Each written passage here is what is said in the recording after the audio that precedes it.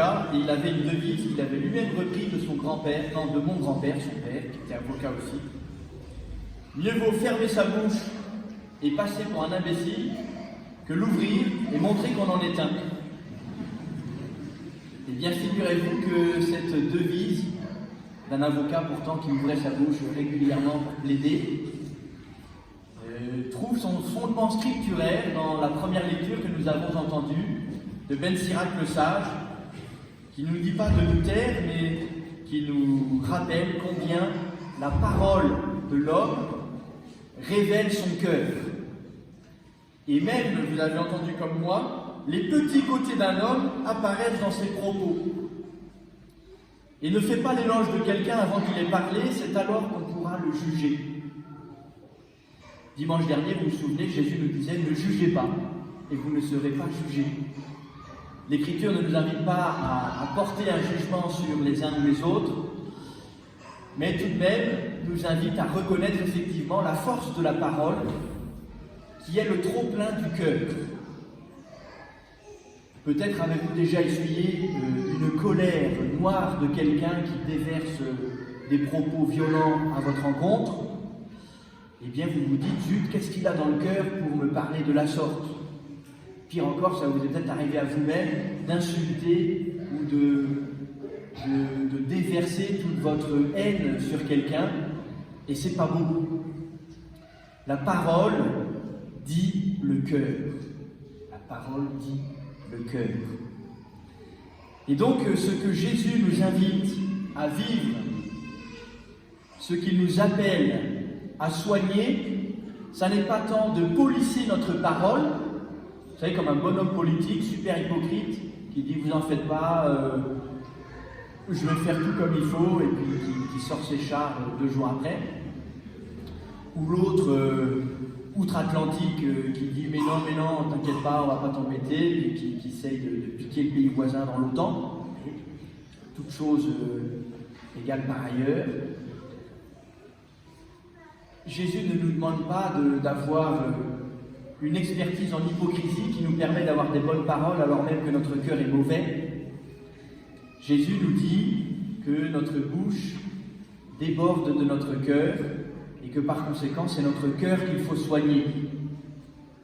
La grâce de ce dimanche, c'est de chercher à avoir bon cœur.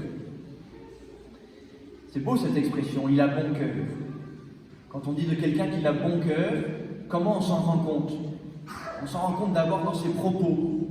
Il ne dit pas de mensonges, il ne dit pas de méchanceté, il tempère ses propos, il ne donne pas d'écho à la médisance, il ne sombre pas dans l'ironie sous prétexte d'un trait d'humour, il a bon cœur.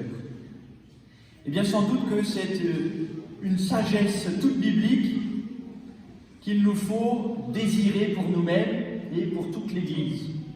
Regardez Sœur Colette, c'est une vieille sœur, parce qu'elle a déjà fêté les 100 ans de sa congrégation, et il n'y a pas longtemps, on fêtait les 150 ans. Mais par rapport à ces jeunes sœurs, plaise à Dieu qu'on puisse dire d'elle, elle a bon cœur. Depuis toutes ces années qu'elle retient sa langue pour ne pas dire des méchancetés.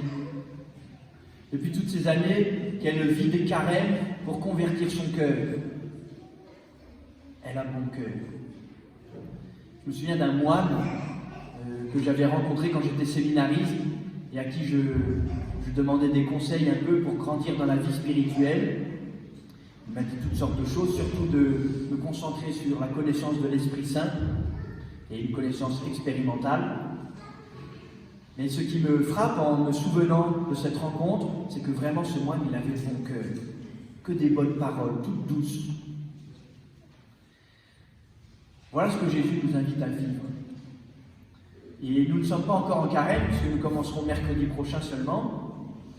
Mais c'est comme si la liturgie, en nous faisant entendre cet évangile et cette première lecture, nous disait « Préparez-vous quand même un petit peu, dès maintenant ».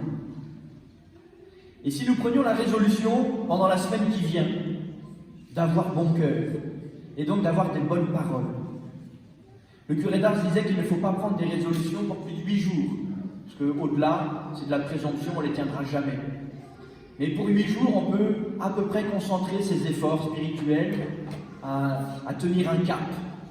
Et puis dans 8 jours, on pourra regarder ce qu'on a fait dans la semaine qui se sera écoulée. Ayons bon cœur. Soignons notre langage, non pas pour être poli, mais pour être charitable. Et mon grand-père, le même avocat qui avait cette devise, disait d'ailleurs que la politesse était l'antichambre de la charité. Et c'est vrai. Pourquoi on apprend aux enfants à dire merci? D'ailleurs, il faudrait leur apprendre un petit peu plus. Et à dire s'il te plaît, bonjour, monsieur, au revoir, madame, pas à la même personne. Pourquoi on leur demande d'être polis? Et pourquoi nous-mêmes on essaye de polisser nos relations? Non pas pour que tout soit, tout le monde il est beau, tout le monde il est gentil, mais parce que c'est une première marche vers la charité. Alors voilà, frères et sœurs, c'est tout simple aujourd'hui, mais vraiment, prenons cette résolution d'avoir bon cœur. Et la deuxième lecture, qui n'a pas vraiment de rapport avec le bon arbre qui donne du bon fruit, mais nous donne quand même un encouragement à faire cet effort de porter du fruit en soignant notre cœur qui donnera des bonnes paroles. C'est parce que Saint Paul nous dit que la peine que nous faisons, la peine que nous portons dans le Seigneur, eh bien, n'est pas une peine perdue. Et figurez-vous que faire des efforts pour convertir son cœur, ça n'est jamais non plus une peine perdue. Même si nous n'en voyons pas les fruits immédiatement. Le printemps commence à poindre un petit peu. Ce n'est pas tout de suite qu'il y aura des fruits. Si nous voulons manger des cerises au mois de juin, il faut laisser le temps aux cerisiers de mûrir, de bourgeonner, de fleurir, puis de porter un petit fruit vert qui va rougir jour après jour. Ça n'est pas une peine perdue de travailler notre cœur. Alors les amis, prenons cette résolution tout bonnement, ayons bon cœur. Amen.